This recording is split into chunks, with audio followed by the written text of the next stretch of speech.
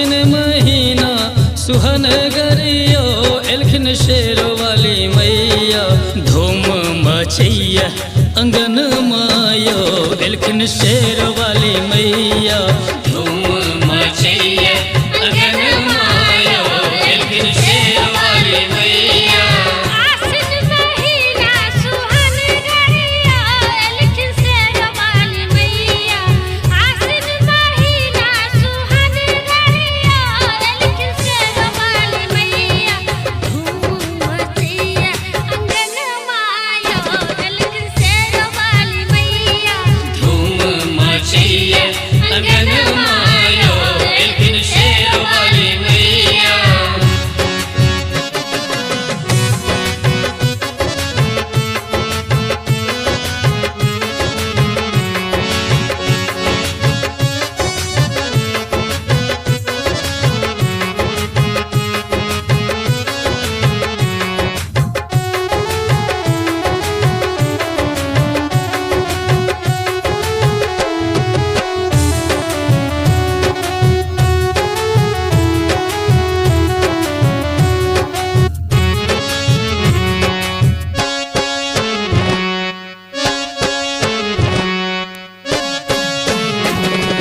गाय के गोबर सो अंगना निपायब,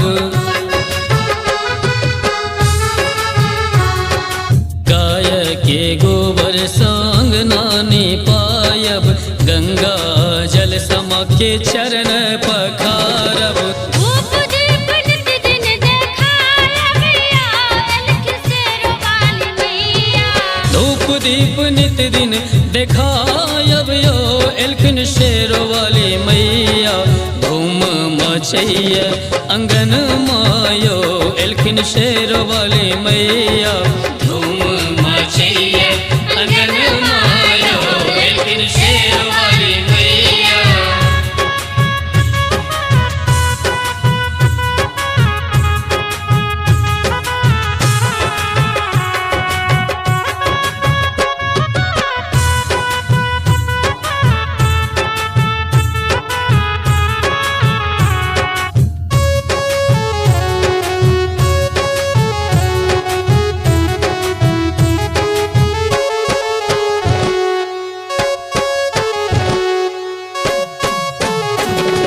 लाल चुनरिया समा के सजायब,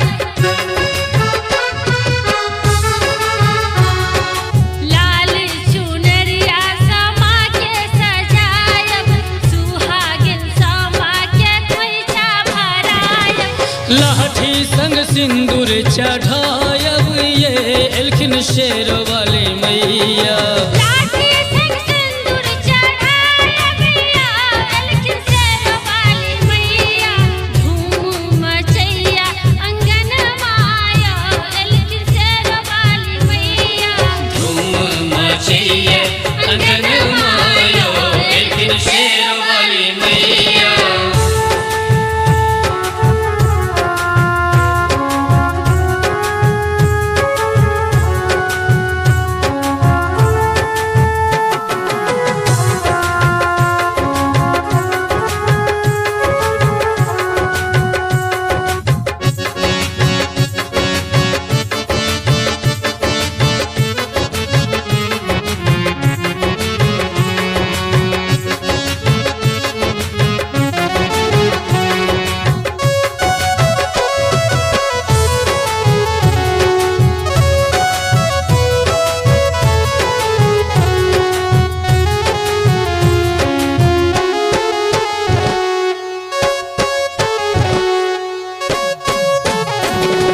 साँझे सवेरे माँ के झांकी निहारब, साँझे सवेरे माँ के झांकी निहारब, पूजा समा के हम पत्री लिखायब। संतोष गीत गवायब या एलखिन शेरो वाली मैया। पूजा सगीत गवायब यो एलखिन शेरो वाली मैया। धूम मचैया अंगन मायो एलखिन शेरो वाली मैया। धूम मचैया